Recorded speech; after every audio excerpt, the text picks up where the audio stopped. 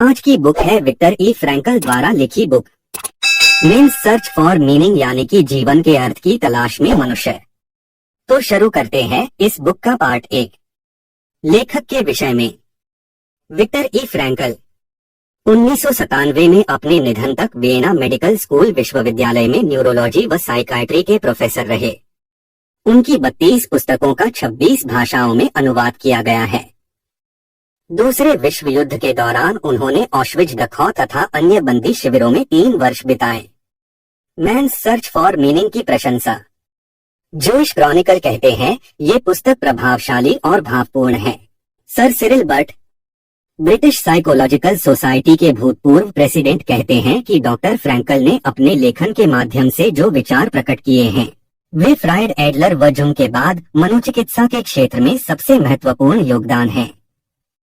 उनकी शैली पठनीय है।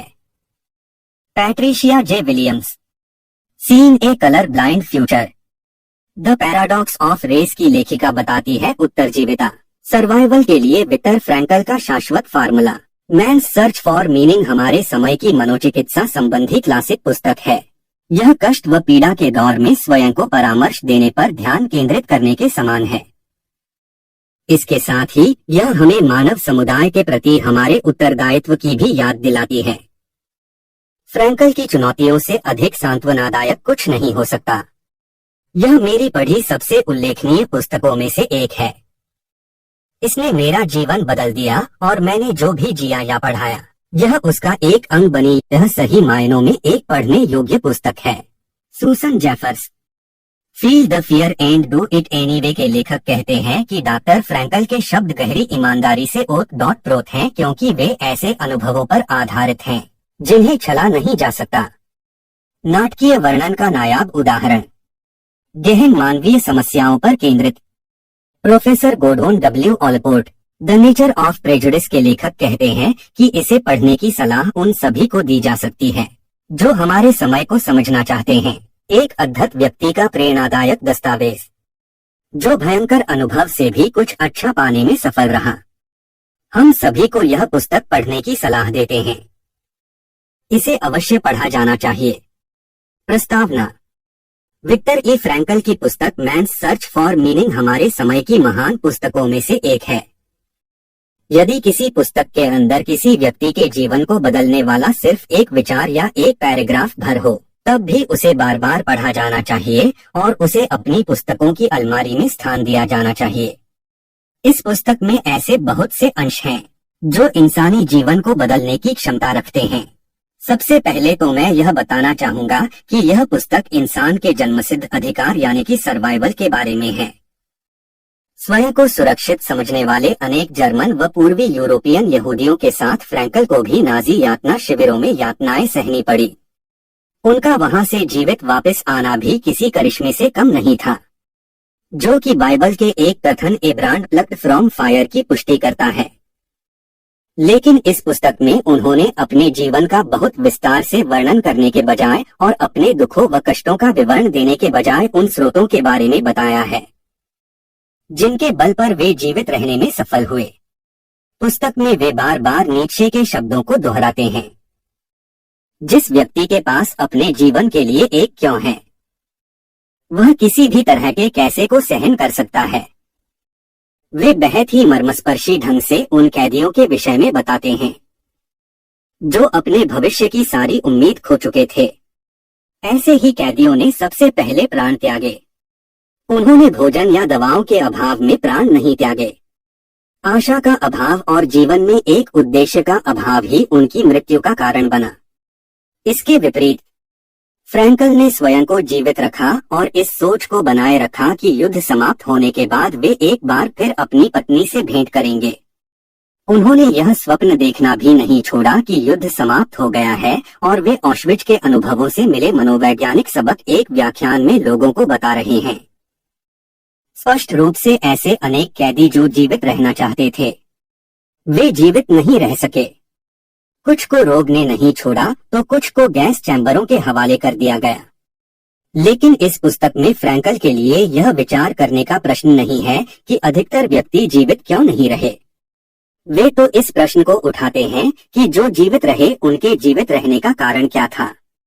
उनके ऑश्विच के भयंकर अनुभव उनके ही प्रमुख विचारों पर बल देते हैं। जीवन आनंद की तलाश नहीं है, जैसा कि फ्रायड ने कहा था, और न ही इसे सत्ता की तलाश माना जा सकता है, जैसा कि अल्फ्रेड एडलर ने कहा था। यह तो सही मायनों में अर्थ की तलाश से जुड़ा है। किसी भी व्यक्ति के लिए जीवन में सबसे बड़ा कार्य यही है कि वह अपने जीवन के अर्थ की तलाश करे। फ्रैंकल अर्थ के लिए 3 संभावित स्रोतों की बात करते हैं: काम के दौरान, प्रेम के दौरान और कठिन समय में भी अपना साहस बनाए रखना। पीड़ा या कष्ट अपने आप में अर्थहीन होते हैं।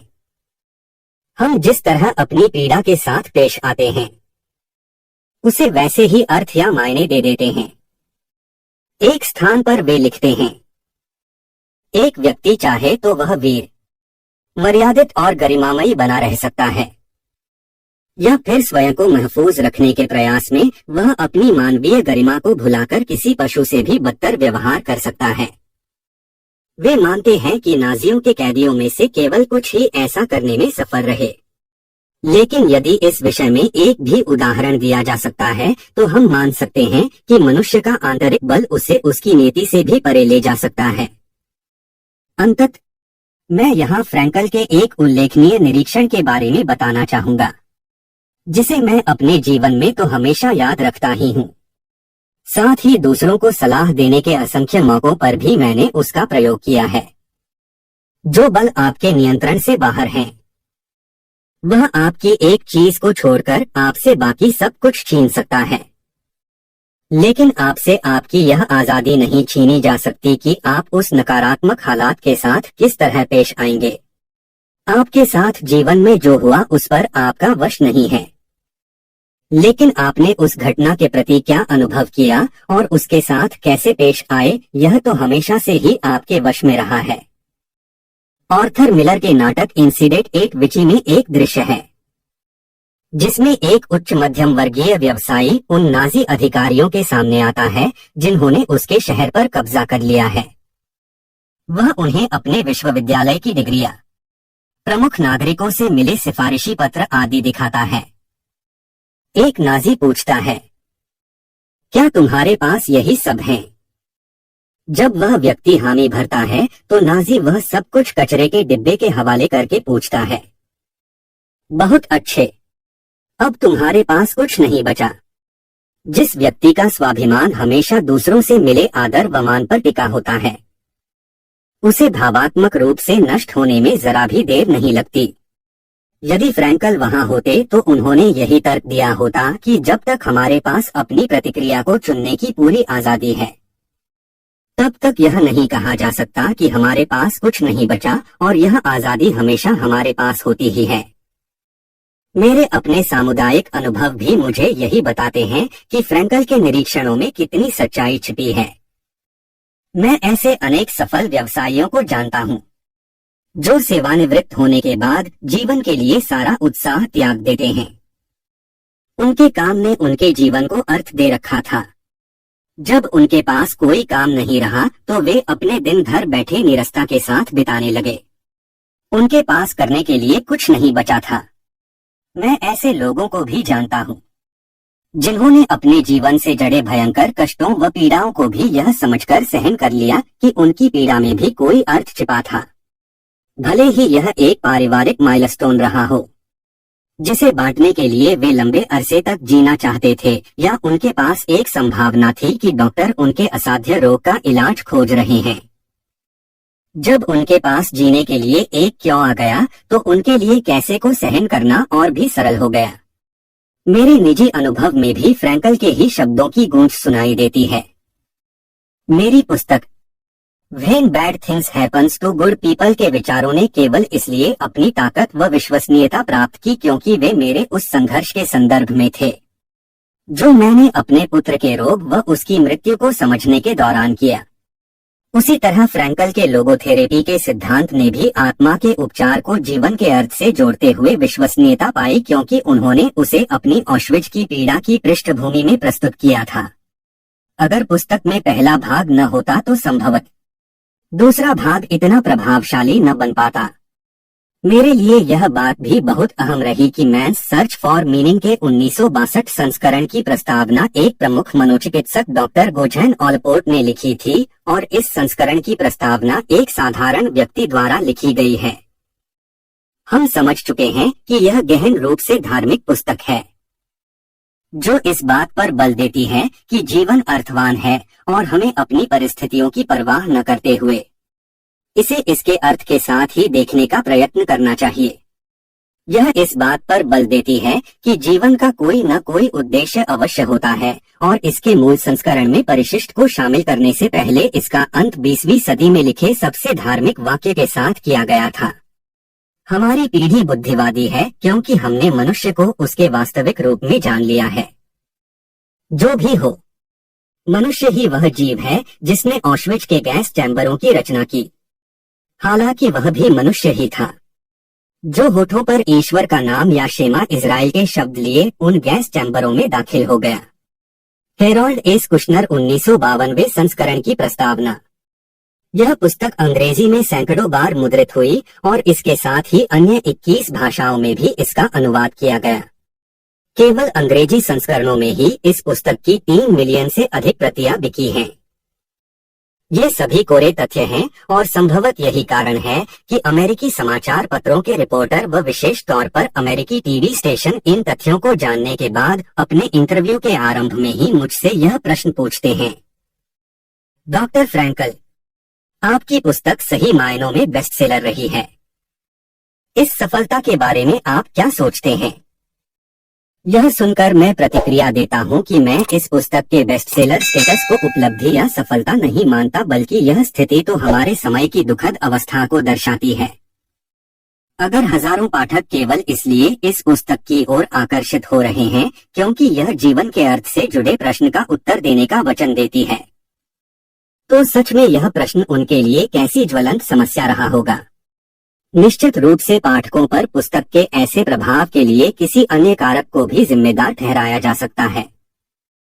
इसका दूसरा सैद्धांतिक भाग लोगोथेरेपी का संक्षिप्त सारांश पहले भाग से लिए हुए पाठों के प्रभाव को घटाता है, जबकि आत्मकथात्मक विवरणबंदी शिविर में अनुभव यानी पहला भाग मेरे सिद्धांतों को अस्तित्व देता है। इस तरह दोनों ही भाग एक दूसरे की विश्वसनीयता को अपना सहयोग प्रदान करते हैं। जब मैंने 1945 में यह पुस्तक लिखी थी, तब मेरे दिमाग में इन दोनों में से एक भी बात नहीं थी। मैंने निरंतर 9 दिनों में यह काम इस संकल्प के साथ पूरा किया कि यह पुस्तक लेखक के नाम के बिना ही प्रकाशित होगी। दरअसल मूल जर्मन संस्करण के पहले प्रकाशन के समय पुस्तक के प्रारंभ में मेरा नाम नहीं था, हालांकि अंतिम क्षण में मुझे अपने मित्रों के हट के आगे हथियार डालने पड़े, जो यह चाहते थे कि कम से कम शीर्षक पृष्ठ पर तो मेरा नाम जाना ही चाहिए। पहले पहले यह इसी संकल्प के साथ लिखी गई थी कि लेखक का नाम कहीं नहीं आएगा ताकि लेखक को कोई साहित्यिक श्रेय न मिल सके। मैं केवल अपने पाठकों को यह ठोस उदाहरण देना चाहता था कि किसी भी दशा में जीवन का एक निश्चित अर्थ होता है, भले ही वे हालात कितने भी दुखदायी क्यों न हो। मैंने सोचा कि अगर मैं यातना शिविर में झेले गए हालातों के साथ अपनी बात रखूं तो मेरे लिए अपनी बात को समझाना और भी सरल हो जाएगा। मुझे लगा कि मुझे उन लोगों से अपने जीवन के ऐसे दुखद अनुभव बांटने चाहिए जो बहुत ही निराशाजनक अवस्था में अपना जीवन जी रहे हैं। यह बात मेरे लिए विचित्र और उल्लेखनीय दोनों है कि मेरी लिखी कुछ 1 दर्जन पुस्तकों के बीच जिस पुस्तक को मैं लेखकीय प्रतिष्ठा से बचाते हुए अनाम रखना चाहता था, वही मेरे लिए सबसे सफल पुस्तक रही। मैं यूरोप व अमेरिका में अपने छात्रों को बार बार केवल एक ही बात के लिए सावधान करता आया हूँ, सफलता को अपना लक्ष्य मत बनाओ। तुम इसे जितना अधिक अपना लक्ष्य या अपना उद्देश्य बनाओगे, तुम उससे उतने ही दूर होते जाओगे। खुशी की तरह ही सफलता को भी कहीं से पाया नहीं जा सकता, इसे तो परिणाम स्वरूप पाया जाता है। जब भी हम अपने से भी विशाल किसी ध्येय से जुड़ते हैं या अपने से परे किसी दूसरे के प्रति समर्पित होते हैं, तो उसके फलस्वरूप खुशी या सफलता प्राप्त होती है। खुशी या सफलता अपने आप ही घटते हैं, आप चाहकर भी इन्हें अपने लिए घटने पर विवश नहीं कर सकते। मैं चाहता हूं कि आप अपनी अंतरात्मा की आवाज सुनें और अपनी पूरी योग्यता व जानकारी के अनुसार काम करें। तब आप दीर्घकालीन तौर पर देख सकेंगे कि सफलता स्वयं आपके पीछे चली आ रही है, क्योंकि आप उसके बारे में भूल गए थे। पाठक मुझसे पूछ सकते हैं कि जब हिटलर ने ऑस्ट्रिया पर कब्जा कर लिया तो मैंने अपने आप को उन हालात से बचाने का प्रयत्न क्यों नहीं किया। मैं इस प्रश्न का उत्तर आपको एक छोटा सा प्रसंग सुनाकर देना चाहूंगा। यूएस के दूसरे विश्व युद्ध में शामिल होने से कुछ समय पहले मुझे वियना के अमेरिकी दूतावास से अपना इमिग्रेशन वीजा लेने के लिए बुलावा आया। मेरे बूढ़े माता पिता की खुशी का ठिकाना न रहा, क्योंकि उन्हें उम्मीद थी कि मुझे जल्द ही वियना छोड़ने की अनुमति मिल जाएगी। हालांकि अचानक ही मैं इसे लेकर हिचकिचा गया।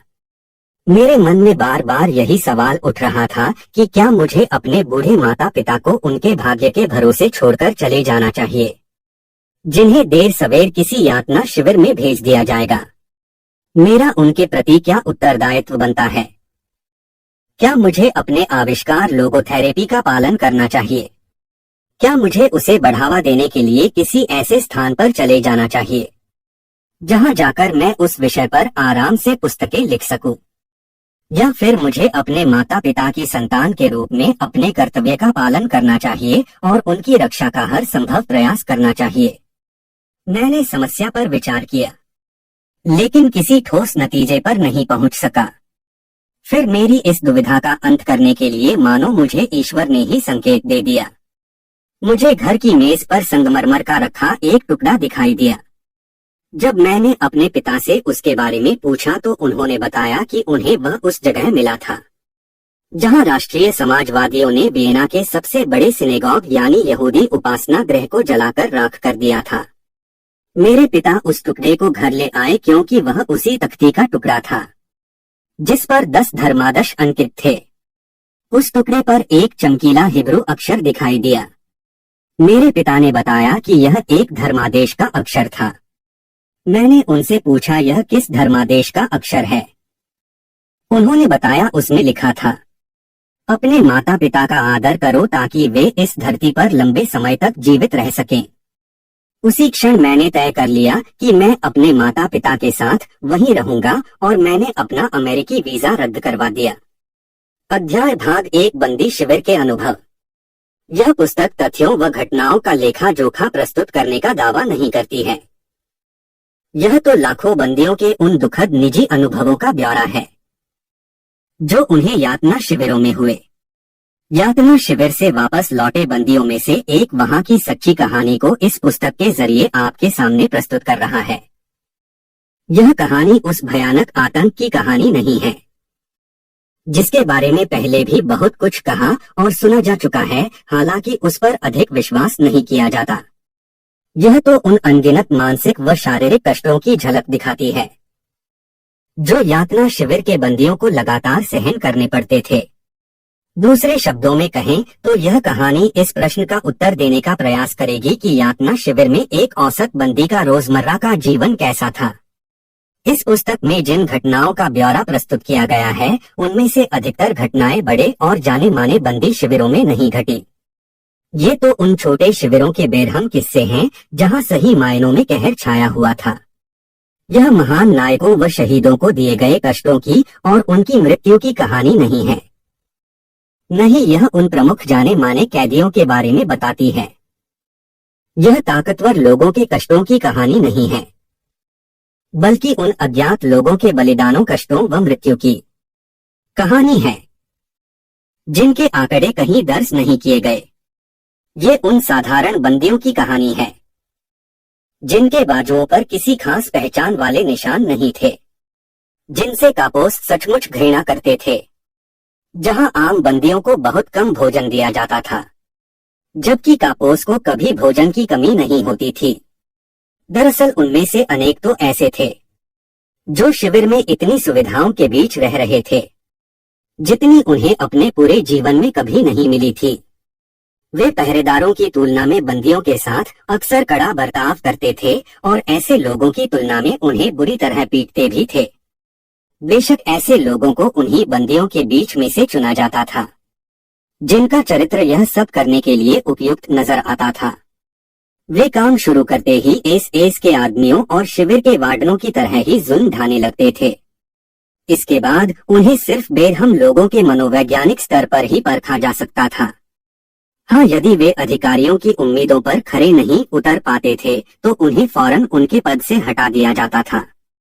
बाहरी लोग यातना शिविर के भीतरी जीवन के बारे में आसानी से अर्थहीन कल्पनाएं कर सकते हैं। शिविर के बारे में उनकी सोच दया और भावनाओं के आधार पर बनेगी, लेकिन वे यह नहीं समझ सकते कि शिविर के अंदर सारे बंदी किस तरह हर रोज अपने जीवन के लिए संघर्ष कर रहे थे। यह रोज मिलने वाली रोटी और अपने जीवन के लिए लगातार चलने वाली एक जंग थी, जिसे वे अपने लिए या किसी अच्छे दोस्त के लिए लड़ते रहते थे। पार्ट 1, कैदियों का काफिला। अब हम एक ऐसे काफिले की बात करने जा रहे हैं जिसके लिए औपचारिक रूप से यह ऐलान किया गया कि कैदियों को एक निश्चित संख्या में दूसरे शिविर में भेजा जाएगा। लेकिन यह घोषणा सुनकर कैदियों ने सहज ही यह अंदाजा लगा लिया कि इस काफिले की यात्रा किसी अन्य शिविर में नहीं बल्कि गैस चैम्बर में जाकर खत्म होगी। बीमार, कमजोर और काम करने में अयोग्य बंदियों को चुन चुनकर बड़े केंद्रीय शिविरों में भेज दिया जाता था। वहां पर गैस चैम्बर और श्मशान घाट बनाए गए थे ताकि उन्हें मौत की नींद सुलाई जा सके। इस काफिले में जाने वाले लोगों का चुनाव वास्तव में सभी बंदियों और उनके साथी दलों के बीच खुले आम जंग का ऐलान था। हर कैदी अपनी ओर से गुप्त रूप से यही कोशिश करता कि उसे किसी तरह बंदियों के नामों की सूची का पता लग जाए ताकि वह अपना और अपने दोस्त का नाम उस सूची में से निकालने का कोई तरीका आजमा सके। हालांकि सारे बंदी यह भी जानते थे कि यदि किसी एक व्यक्ति को बचाया जाएगा तो अधिकारी उसके स्थान पर कोई दूसरा शिकार चुन लेंगे। हर काफिले के साथ एक निश्चित संख्या में कैदियों का जाना जरूरी था। अधिकारियों को इस बात से कोई फर्क नहीं पड़ता था कि उनके साथ कौन लोग जा रहे थे। उनके लिए वे बंदी एक नंबर से ज्यादा मायने नहीं रखते थे। बंदी जो ही शिविर में दाखिल होते उनके सारे दस्तावेज और पहचान पत्र वगैरह छीन लिए जाते। कम से कम ऑश्विट्ज शहर के कैंप में तो यही तरीका अपनाया जाता था। बंदियों से छीनी गई चीजों में उनका बाकी सामान भी शामिल होता था। इस तरह प्रत्येक बंदी को अपने लिए एक काल्पनिक नाम, पहचान या पेशा चुनने का अवसर मिल जाता था। अनेक बंदियों को अलग अलग कारणों से यही ठीक भी लगता था। अधिकारियों को केवल उन नंबरों से मतलब होता था जो हर बंदी की पहचान करने के लिए उसे दिया जाता था। अक्सर वे नंबर बंदियों की चमड़ी पर गोद दिए जाते थे और उनके पैंट, कमीज या जैकेट पर भी सिले जाते थे। जब भी कोई पहरेदार किसी बंदी को गुनहगार साबित करना चाहता तो उसे उसका नाम जानने की जरूरत नहीं होती थी। केवल उसके कपड़ों पर दिख रहा नंबर ही काफी होता था। उस एक नजर से हमारे रोंगटे खड़े हो जाते, मानो उस बंदी का नंबर ही उसका नाम बन गया हो। अब हम यात्रा के लिए निकलने को तैयार काफिले की बात पर लौटते हैं। उस समय हम में से किसी भी बंदी के पास नैतिकता से सोचने समझने की न तो इच्छा थी और न समय। हर आदमी केवल इस सोच में डूबा था कि उसे किसी भी तरह खुद को जीवित रखना है ताकि वह एक दिन घर पर इंतजार कर रहे अपने परिवार वालों के पास लौट सके। इसके साथ ही उसे अपनी ओर से अपने किसी दोस्त की जान बचाने की कोशिश भी करनी थी। इस तरह हर कोई बिना किसी संकोच या झिझक के अपने या दोस्त के स्थान पर किसी दूसरे बंदी या नंबर को काफिले में जाने के लिए आगे करने की फिराक में रहता था। जैसा कि मैंने पहले भी कहा, कापोस यानी प्रमुख सिपाही को चुनने का तरीका बहुत नकारात्मक था। केवल बेरहम कैदियों को ही इस काम के लिए चुना जाता था। हालांकि इसमें कुछ सुखद अपवाद भी थे, लेकिन एसएस द्वारा कापोस के चुनाव के अलावा सभी बंदियों के बीच मानो अपने आप ही चुनने का सिलसिला जारी रहता। आमतौर पर केवल वही बंदी जीवित रह पाए थे जिन्होंने एक से दूसरे शिविर के बीच सालों की लंबी पैदल यात्राओं में स्वयं को जीवित रखने के लिए सारे नैतिक संकोच ताक पर रख दिए थे। वे अपने आप को बचाने के लिए अपनी ओर से हर उपाय करने के लिए तैयार थे, फिर भले ही उसके लिए उन्हें किसी भी तरह की बेईमानी क्यों न करनी पड़े। उन्हें निर्दयता, चोरी और मित्रों के साथ धोखाधड़ी करने से भी कोई परहेज न था। हम जैसे लोग जो अब तक संयोगवश या शायद किसी करिश्मे के कारण बचते आए थे, इस बात को अच्छी तरह जानते हैं कि चाहे कोई कुछ भी कहे, लेकिन यातना शिविरों में ऐसे कई लोग थे जो हमसे बेहतर इंसान थे, लेकिन वे कभी वहां से बचकर वापस नहीं लौट पाए। पार्ट 2, बंदियों का मनोविज्ञान। बंदी शिविरों के बारे में अब तक ढेरों विवरण सारे तथ्यों के साथ दर्ज हो चुके हैं। यहाँ तथ्य केवल इसीलिए मायने रखते हैं क्योंकि वे लोगों के अनुभव का एक हिस्सा होते हैं। यहाँ इन्हीं अनुभवों को दिखाने का प्रयत्न किया गया है। यह पुस्तक मौजूदा ज्ञान के संदर्भ में शिविरों में बंदी रहे लोगों के अनुभवों को सामने रखने का प्रयत्न करेगी, जो लोग कभी उन शिविरों के भीतर नहीं गए हैं। यह पुस्तक शिविरों को समझने में उनको मददगार हो सकती है। इससे भी अहम बात यह है कि यह पुस्तक उन बंदियों के अनुभवों को जानने में सहायक होगी, जो बचकर लौट तो आए लेकिन अब उन्हें अपना जीवन बहुत कठिन लगता है। ऐसे भूतपूर्व बंदी कहते हैं, हम अपने अनुभवों के बारे में बात करना पसंद नहीं करते। जो लोग उन शिविरों में रहे हैं, उनके लिए किसी भी प्रकार की व्याख्याओं की जरूरत नहीं है और दूसरे लोग यह कभी नहीं समझ सकेंगे कि हमने उस समय क्या महसूस किया था और हम आज क्या महसूस करते हैं। इस विषय को व्यवस्थित रूप से पेश करना आसान नहीं है, क्योंकि मनोविज्ञान वैज्ञानिक रूप से निष्पक्ष रवैया चाहता है, यानी विषय को वैज्ञानिक नजरिए व तटस्थ भाव से परखा जाना चाहिए। लेकिन लेखक को ये सभी अनुभव स्वयं एक बंदी के तौर पर ही हुए हैं, तो क्या उससे उम्मीद की जा सकती है कि वह अपनी बात निष्पक्षता से कह सकेगा? क्या उसके निरीक्षण हर तरह के पक्षपात से मुक्त होंगे? बेशक ऐसी उदासीनता केवल बाहरी व्यक्ति ही अपना सकता है, लेकिन वह असली मूल्य वाले ब्यौरे कभी नहीं दे सकता। केवल शिविर के अंदर रहने वाला बंदी ही उस जीवन को अच्छी तरह जान सकता है। फिर भले ही वह निष्पक्षता से अपने अनुभवों को परख न सके और उसकी जांच पड़ताल बहुत सटीक न हो। हम इस संभावना से इनकार नहीं कर सकते कि पक्षपात हो सकता है, लेकिन अपनी ओर से यही कोशिश होनी चाहिए कि व्यक्तिगत रूप से पक्षपात न हो। इस तरह की पुस्तक को लिखने की सबसे बड़ी कठिनाई भी यही है। कई बार लिखते समय आपके लिए अपने सबसे निजी अनुभवों को बांटना भी जरूरी हो जाता है। मैंने तय किया था कि इस पुस्तक पर अपना नाम नहीं दूंगा, केवल अपना कैदी नंबर ही लिखूंगा। लेकिन जब इसकी पांडुलिपि पूरी हुई तो मैंने पाया कि लेखक का नाम न लिखा होने से पुस्तक अपना आधा मोल ही खो देगी। इसके अलावा मुझे यह भी लगा कि मेरे भीतर अपनी बात को सबके बीच खुलेआम कहने का साहस भी होना चाहिए। इसलिए मैंने किसी भी सामग्री को हटाए बिना पुस्तक को अपने नाम के साथ छपने दिया। हालांकि मुझे हमेशा से ही किसी भी तरह के दिखावे से सख्त नफरत रही है। मैं यह जिम्मेदारी पाठकों को ही सौंप देता हूं कि वे इस पुस्तक की सामग्री को अपने हिसाब से छांट लें। हो सकता है कि यह कैदियों के जीवन के मनोविज्ञान को समझने में सहयोगी हो सके, जिसकी पहले विश्व युद्ध के बाद जांच पड़ताल की गई थी, जिसके कारण ही हम बार्बर्ड वायर सिकनेस सिंड्रोम यानी कैदियों का एक मनोवैज्ञानिक रोग से परिचित हुए। हम दूसरे विश्व युद्ध के आभारी हैं कि उसने हमें साइकोपैथोलॉजी ऑफ मासेस की जानकारी देकर समृद्ध किया। यहाँ मैंने ली बोन की एक पुस्तक के शीर्षक तथा जाने माने मुहावरे को जरा नए रूप में पेश किया है। युद्ध ने ही हमें वॉर ऑफ नर्वस दी और इसी ने हमें बंदी शिविर दिए। कुल मिलाकर यह कह सकते हैं कि युद्ध के नतीजों व उसके प्रभावों के बारे में हमारे यहाँ बहुत से अध्ययन हुए हैं। ट्रस्टियों की तरह काम करने वाले बंदी या प्रमुख सिपाही, एसएस अधिकारी, नाजी पार्टी का एक विशिष्ट सैन्य दल जो हिटलर के अंगरक्षक और एक विशेष पुलिस बल के रूप में कार्य करता था। Part 3, syndrome. रोग में अनेक लक्षणों का समावेश। प्रीमियम कूपन का उपहार। यह कहानी एक आम कैदी के रूप में मेरे अनुभवों पर आधारित है, इसलिए यह बहुत जरूरी हो जाता है कि मैं पूरे गर्व से ऐलान कर दूं कि शिविर में केवल कुछ आखिरी सप्ताहों को छोड़कर मुझे किसी डॉक्टर या मनोवैज्ञानिक के रूप में काम पर नहीं रखा गया था। मेरे कुछ सहकर्मी किस्मत वाले रहे, जिन्हें शुरुआत से ही ऐसे पद मिल गए और वे बंदियों को रही कागज के ढेर से बनी बैंडेज लगाकर प्राथमिक चिकित्साएं ही देते रहे। मैं तो कैदी नंबर 1,19,104 था और मेरा अधिकतर समय रेलवे पटरियों के लिए खुदाई करते हुए और पटरियां बिछाते हुए ही बीतता था। एक बार मुझे एक बड़ा मुश्किल काम सौंपा गया था। मुझे अकेले ही एक सड़क के नीचे से वोटर मेन के लिए सुरंग खोदनी थी। आखिर मेरी कड़ी मेहनत रंग लाई।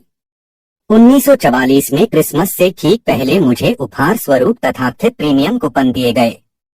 ये कूपन उस निर्माण कंपनी की ओर से दिए गए थे जिसके पास हमें गुलामों की तरह बेच दिया गया था। कंपनी की ओर से शिविर अधिकारियों को प्रतिदिन हर कैदी के लिए एक निश्चित धनराशि का भुगतान किया जाता था। कंपनी को एक कूपन 50 फेनिंग डच सिक्का का पड़ता था और हर कूपन के बदले में 6 सिगरेट ली जा सकती थी। अक्सर वे कूपन उनकी अंतिम तिथि निकलने के बाद ही दिए जाते थे, इसलिए उनका कोई मोल नहीं रह जाता था। लेकिन मैं 2 असली कूपनों का मालिक भी बन गया था जिस पर मुझे बड़ा गर्व था। उन 2 कूपनों के बदले में 12 सिगरेट ली जा सकती थी, पर इससे भी अहम बात यह थी कि उनसे 12 सिगरेट के बजाय 12 कटोरे सूप भी मिल सकता था। भूख से हमेशा तड़पने वाले हम बंदियों के लिए 12 कटोरे सूप का लालच एक बड़ी बात थी। दरअसल धूम्रपान की खास सुविधा तो केवल कापोस को ही मिली हुई थी, जिन्हें साप्ताहिक कूपनों के साथ राशन दिया जाता था। अगर कोई बंदी किसी वर्कशॉप या गोदाम में काम करता था तो उसे भी कभी कभी खतरनाक काम करने के बदले में कुछ सिगारेट इनाम स्वरूप दे दी जाती थी। इस मामले में केवल वही लोग अपवाद थे जो अपने जीने की आस छोड़ चुके थे और अपने अंतिम दिनों का पूरा आनंद लेना चाहते थे। हम जब भी किसी साथी को अपनी सिगरेटों के भंडार को फूंकते देखते तो समझ जाते थे कि उसने अपनी जीने की आस छोड़ दी थी।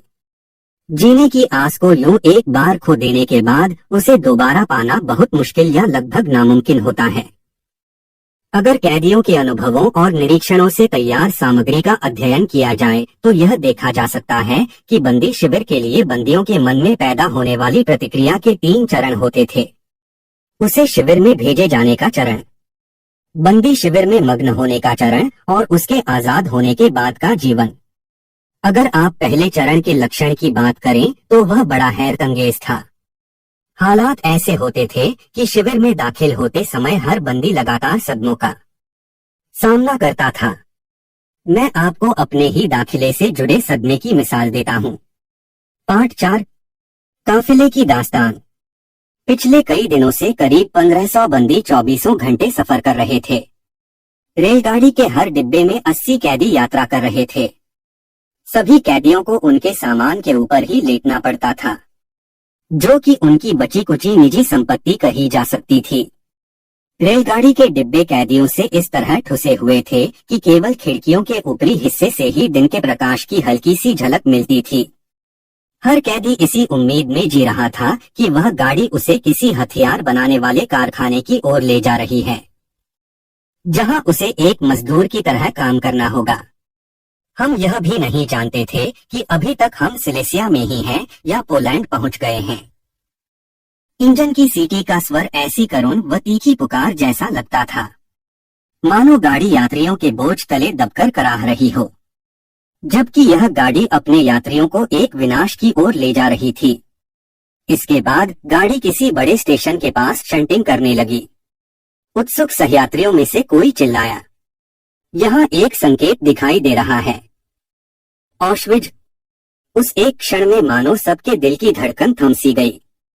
ऑश्विज, यह नाम तो सबके लिए गैस चैम्बर, शवदाह गृह व बंदियों की सामूहिक हत्या का दूसरा नाम था।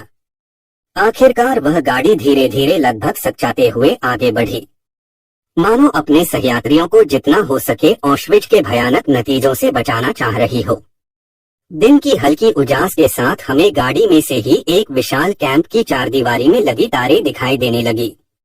मीलों मील तक लगी कंटीली तारें, वॉच टावर्स, सर्च लाइट्स और फटेहाल कपड़ों में इंसानी आंखियां। हम नहीं जानते थे कि वे दिन के धुंधले उजाले में धुंधलाती हुई सीधी वीरान सड़कों पर पैदल चलते हुए जाने किस ओर जा रही थीं। वहां से चीखने चिल्लाने और आदेश के अंदाज में बजती सीटियों के स्वर भी सुने जा सकते थे।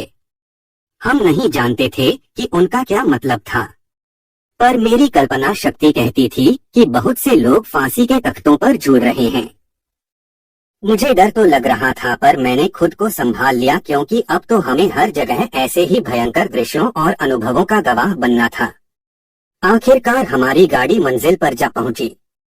पहले पहले छाई खामोशी के बाद चारों ओर से आदेश के तीखे स्वर गूंजने लगे। असल में यह तो एक शुरुआत थी, क्योंकि अब तो हमें शिविरों में रहते हुए लगातार उन तीखे और कठोर सुरों में मिल रहे आदेशों को दिन रात सहन करना था। वे स्वर ऐसे थे मानो कोई शिकार अपनी आखिरी सांसें गिन रहा हो। पर इस सुर में एक अजीब सी कठोरता थी। एक ऐसे आदमी का सुर जिसे दिन रात इसी तरह चिल्लाना पड़ता हो। एक ऐसे आदमी का सुर जिसकी बार बार हत्या की गई हो। बंदी शिविरों की ओर अचानक रेलगाड़ी के डिब्बे अपने चिरपरिचित शोर के साथ खुले और कुछ बंदियों का जत्था भीतर घुस आया। वे धारीदार वर्दी में थे। उनके सिर मुंडे हए थे, लेकिन वे दिखने में बहुत हट्टे कट्टे थे। वे सभी यूरोपियन भाषा में बोल रहे थे, जिसमें लगभग एक निश्चित मात्रा में हास्य भी शामिल था, जो हमें ऐसे हालात में बहुत ही घिनौना लग रहा था। जिस तरह डूबते इंसान के लिए तिनके का सहारा भी बहुत होता है, उसी तरह मेरे मन में छिपे आशावाद, जो अक्सर निराशाजनक हालात के बीच भी मेरी भावनाओं को वश में रखता आया है, इस सोच को बढ़ावा दिया। ये कैदी दिखने में भले चंगे लगते हैं, सही सलामत हैं और आपस में हंसी मजाक भी कर रहे हैं। कौन जाने, शायद मुझे भी उनके जैसा ही कोई पद सौंप दिया जाए। मनोरोग चिकित्सा में एक निश्चित अवस्था होती है, जिसे मौत की सजा रद्द होने का भ्रम, डिल्यूजन ऑफ रिप्रीव के नाम से जाना जाता है। जिस व्यक्ति को प्राणदंड दिया जाना है, वह अपनी मृत्यु से ठीक पहले यह भ्रम पाल लेता है कि शायद उसे आखिरी पल में माफी मिल जाए और उसकी मौत का हुक्म वापस ले लिया जाए। हम सब भी इसी तरह आशा की डोर को थामे रखते हैं और आखिरी पल तक यही मानते रहते हैं कि हमारे साथ कुछ भी बुरा नहीं होगा। हमारे डिब्बे में घुस आए लाल लाल गालों और गोल चेहरों वाले कैदियों के चेहरे देखकर हमें भी हौसला मिल रहा था। लेकिन भला तब हम यह कहाँ जानते थे कि वे सब बंदी एक ऐसे चुने हुए खास वर्ग से थे, जो कई वर्षों से प्रतिदिन स्टेशन पर आने वाले बंदियों को इसी तरह शिविरों में ले जाने का काम करता था। वे नए आए हुए बंदियों व उनके सामान का जिम्मा भी उठा लेते थे। इस सामान में लोगों के पास रखी दुर्लभ वस्तुएं तथा तस्करी किए गए जवाहरात भी शामिल होते। युद्ध के आखिरी वर्षों में ऑश्विट्ज निश्चित रूप से यूरोप के विचित्र स्थानों में से रहा होगा। वहाँ सोने, चांदी, प्लेटिनम व हीरो आदि के अनूठे भंडार सिर्फ विशाल गोदामों में ही नहीं, बल्कि एसएस अधिकारियों के हाथों में भी रहते थे। पार्ट 5, एक के बाद एक सदमा। रेलगाड़ी से उतारकर 1500 कैदियों को एक ऐसे छोटे से बाड़े में ठूस दिया गया, जिसमें शायद मुश्किल से 200 कैदियों की जगह रही होगी। भूख और सर्दी के मारे जान निकल रही थी। वहां किसी का लेटना तो दूर, इतनी भी जगह नहीं थी कि हर कोई फर्श पर उकड़ू होकर भी बैठ सके। पिछले 4 दिनों से हर बंदी के लिए 5 औंस डबल रोटी का टुकड़ा ही पेट भरने का साधन था।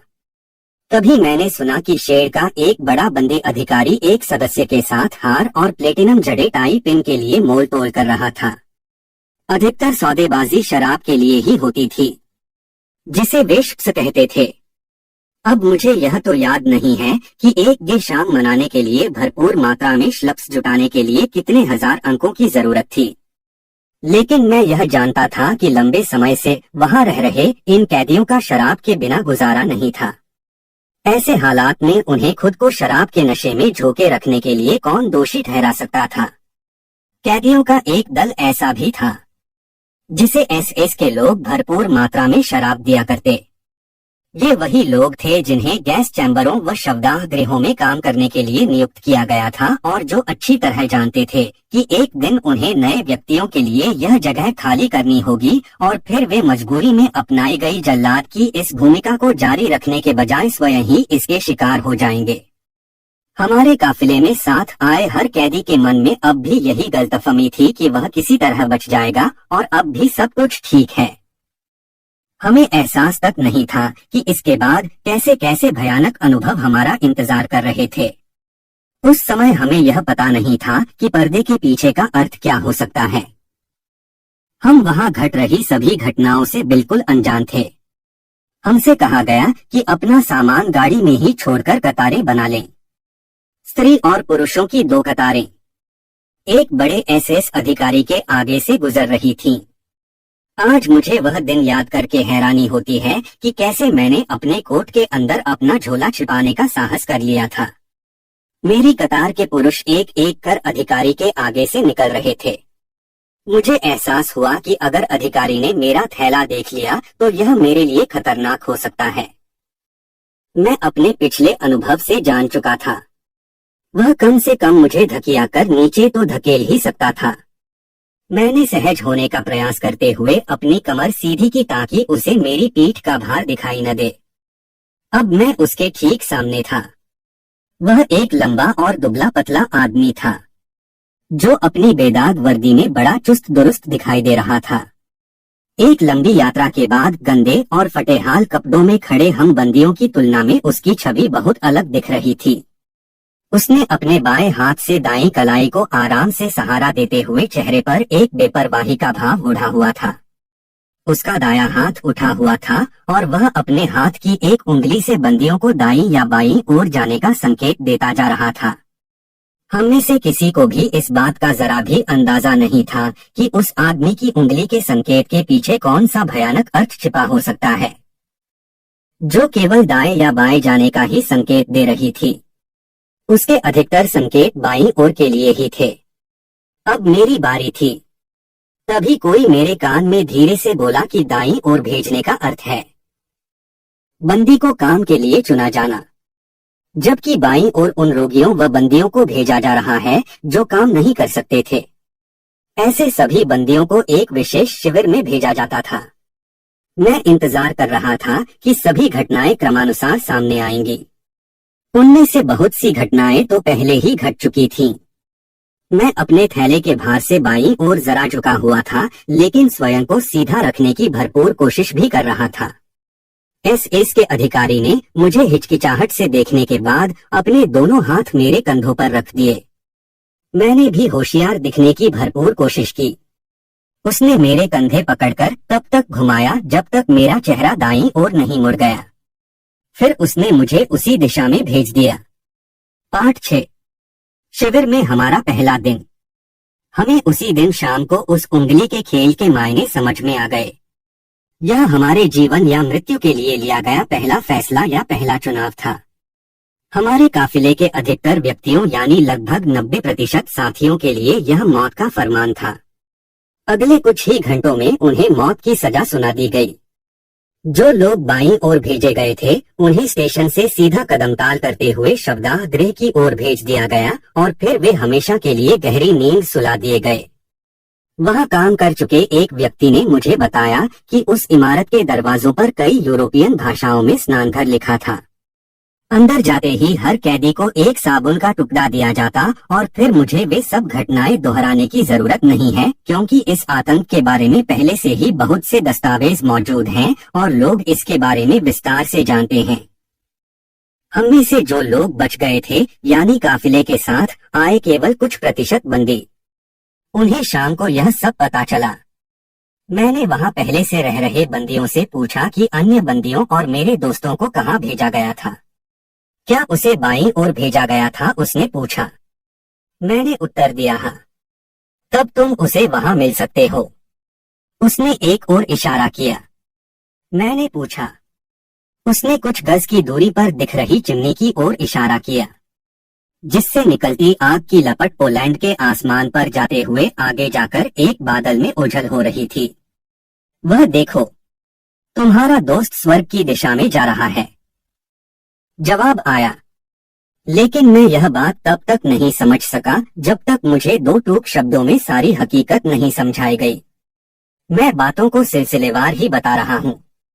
अगर मनोवैज्ञानिक नजरिए से देखा जाए तो स्टेशन से धुंधल से भरी उस सुबह से लेकर शिविर में हमारी पहली रात तक हमारे लिए अभी बहुत कुछ देखना बाकी था। हमें हथियारबंद एसएस पहरेदारों के साथ स्टेशन से दौड़ाया गया। हम शिविर की ओर जाते हुए उन कंटीली तारों के पास से गुजरे जिनमें बिजली का करंट था। इसके बाद हमें अपने शरीर को साफ सुथरा करने की कसरत से गुजरना था। जो लोग बच गए थे उनके लिए यह सचमुच का स्नान था। एक बार फिर से हमें यह झूठी तसल्ली होने लगी कि हमारे साथ कुछ बेहतर होने जा रहा था। एसएस अधिकारी दिखने में अच्छे लग रहे थे। जल्दी ही हमें उनकी सज्जनता का परिचय भी मिल गया। वे हमारे साथ सिर्फ तभी तक भले बने रहे जब तक उन्होंने हमें फुसलाकर हमारे हाथों पर बंधी घड़ियां नहीं हथिया ली। वैसे भी हमें अपनी सारी संपत्ति तो उन्हें देनी ही थी। हमारा सारा सामान अब उनका था। अगर हम अपनी घड़ी उनमें से किसी एक को देते तो हमारे लिए ही फायदेमंद था।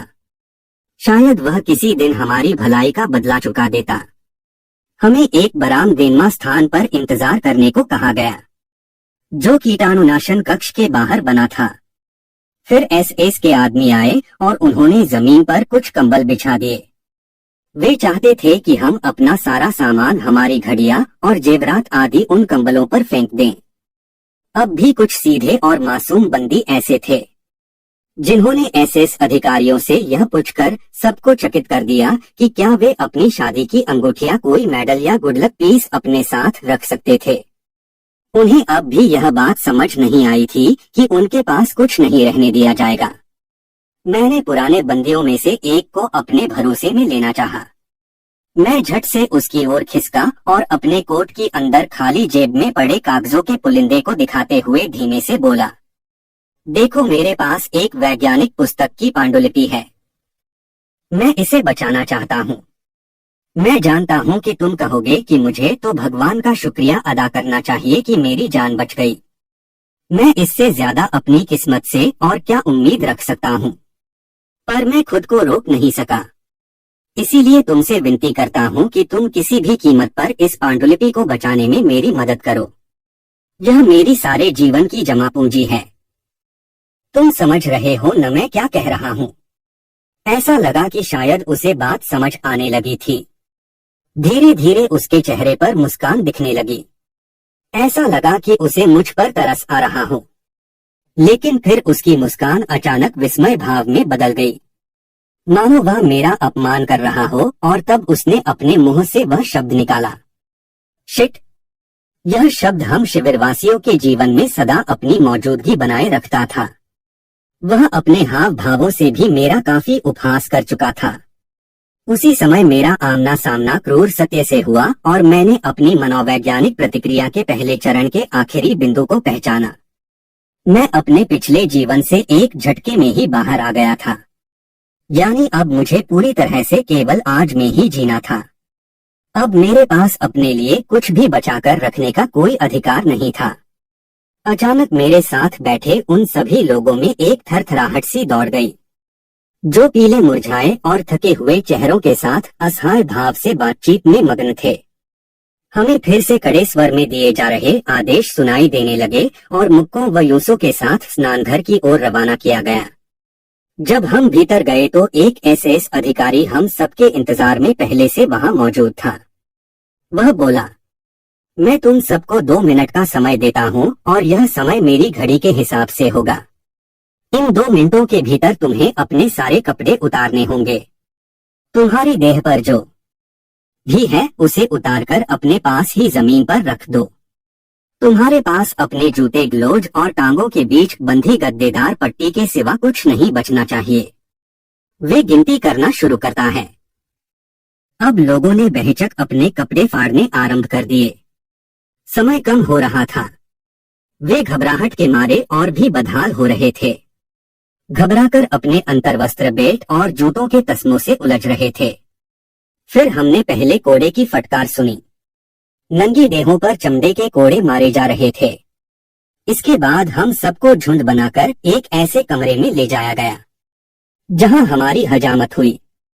सिर समेत हमारे शरीर के किसी भी अंग पर बाल का एक कतरा तक नहीं छोड़ा गया। इसके बाद हमें स्नान करने के लिए कतारों में भेज दिया गया। हम एक दूसरे को पहचान तक नहीं पा रहे थे, पर हमें यह देखकर बहुत सुकून मिला कि नलों से असल में पानी ही टपक रहा था। जब हम अपने स्नान की बारी आने के इंतजार में थे तो अपनी देह के नंगेपन ने हमें एहसास दिलाया कि हमारे पास अब अपने नंगे शरीरों के अलावा कुछ नहीं बचा था। यहाँ तक कि अब उस पर बाल तक नहीं बचे थे। सच कहूँ तो हम सभी अपने इन नग्न अस्तित्वों के वश में थे। ऐसा लगा जैसे अपने पिछले जीवन से हमारा कोई नाता ही न रह गया हो। मेरे पास चश्मा और बेल्ट बची थी। बाद में डबल रोटी के एक टुकड़े के लिए मैंने वह बेल्ट भी किसी दूसरे को दे दी थी। शरीर के निचले हिस्से में पहनी जाने वाली गद्दीदार पट्टियों के मालिकों के लिए थोड़ा बहुत रोमांच अभी बाकी था। शाम को हमारी झोपड़ी में हमारे वरिष्ठ बंदी अधिकारी ने अपना भाषण देते हुए छत पर लटक रही बल्लियों की ओर इशारा किया और कहा कि अगर किसी गद्दीदार पट्टी के मालिक ने अपनी पट्टी में पैसे या कीमती पत्थर वगैरह सिलकर छिपाने की कोशिश की तो वह उसे उसी बल्ली से लटकाकर मार देगा। उसने गर्व से बताया कि शिविर का वरिष्ठ अधिकारी होने के नाते वह ऐसा करने का पूरा हक रखता है। जहाँ तक हमारे जूतों का सवाल था, यहाँ भी मामला इतना आसान नहीं था। हालांकि हमें उन्हें रखने की इजाजत थी, परंतु जिनके पास अच्छे जूते थे उन्हें उनसे छीनकर बदले में ऐसे जूते दे दिए गए थे जो उनके पैरों में फिट नहीं आते थे। असली मुश्किल तो उन कैदियों के लिए थी जिन्होंने अपने वरिष्ठ कैदी साथियों की सलाह मानकर अपने बड़े व लंबे जूते काट दिए थे और उनके कटने के निशान छिपाने के लिए उन पर साबुन मल दिया था जो हमें नहाते समय दिया गया था। एसएस के लोग तो जैसे इसी मौके की तलाश में थे। सभी गुनाहगारों को एक साथ छोटे कमरे में ले जाया गया। कुछ ही देर बाद हमने दोबारा कोड़े बरसने और उन लोगों के कराहने की आवाजें सुनी और इस बार ये मारपीट पहले से अधिक समय तक जारी रही। इस तरह हमारे सारे भ्रम धीरे धीरे एक एक कर टूट रहे थे और फिर अचानक हम में से अधिकतर कैदी एक भयंकर किस्म के हास्यबोध में मग्न हो उठे। हम जानते थे कि अब हमारे पास हास्यास्पद रूप से नग्न जीवन के सिवा खोने के लिए बाकी कुछ बचा ही नहीं था। जब नलों से पानी आने लगा तो हमने अपने और एक दूसरे के बारे में हंसी मजाक करने की पूरी कोशिश की। जो भी हो भई, उन नलों से तो हमें शुद्ध पानी ही मिल रहा था। उस विचित्र प्रकार के हास्यबोध के अलावा हम एक और भावना को महसूस कर सकते थे, कौतूहल या जिज्ञासा। मैं पहले भी इस प्रकार की जिज्ञासा का सामना कर चुका था। यह अटपटे हालातों के लिए एक बुनियादी प्रतिक्रिया होती है। एक बार पर्वतारोहण के अनुभव के दौरान मेरी जान पर वन आई थी और दुर्घटना के उस कठिन क्षण में मेरे मन में केवल यही जानने का कौतूहल बचा था कि इस घटना के बाद मैं जीवित बचूंगा या फिर मुझे अपनी फूटी खोपड़ी के अलावा शरीर के और कौन कौन से अंगों के टूटने फूटने की पीड़ा सहनी होगी। यही सर्द कर देने वाला कौतूहल ऑश्विट्ज कैंप में भी साथ बना रहा। इसके कारण आसपास के माहौल के असर से अपने मन को किसी तरह दूर रखना संभव हो गया। उस समय यह सोच एक सुरक्षा साधन के रूप में कारगर सिद्ध हो रही थी। हम यह जानने को उत्सुक थे कि इसके बाद क्या होगा और उसके क्या नतीजे सामने आएंगे। मिसाल के लिए कड़कदाती सर्दी के दिनों में हमारा खुली हवा में खड़े होना और स्नान के बाद लंबे समय तक कपड़ों के बिना रहना। अगले कुछ ही दिनों में हमारा यह कौतूहल हैरानी में बदल गया। हैरानी की बात यह थी कि इतना सब होने पर भी हमें सर्दी नहीं लगी थी। नए कैदियों के लिए ऐसे ही बहुत से हैरतंगेज अनुभव इंतजार कर रहे थे। हम लोगों के बीच जो लोग चिकित्सा के क्षेत्र से जुड़े थे उन्होंने इन्हें सबसे पहले जाना। किताबें हमेशा झूठ बोलती हैं।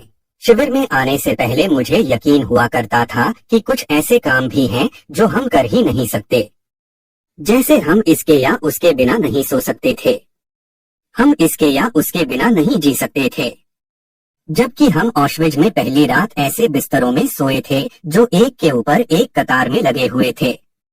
करीबन 6.5 से 8 फीट के प्रत्येक तख्त पर 9 बंदी सो रहे थे। उन 9 बंदियों के बीच केवल 2 कंबलों को ही सर्दी से बचाने का काम करना था।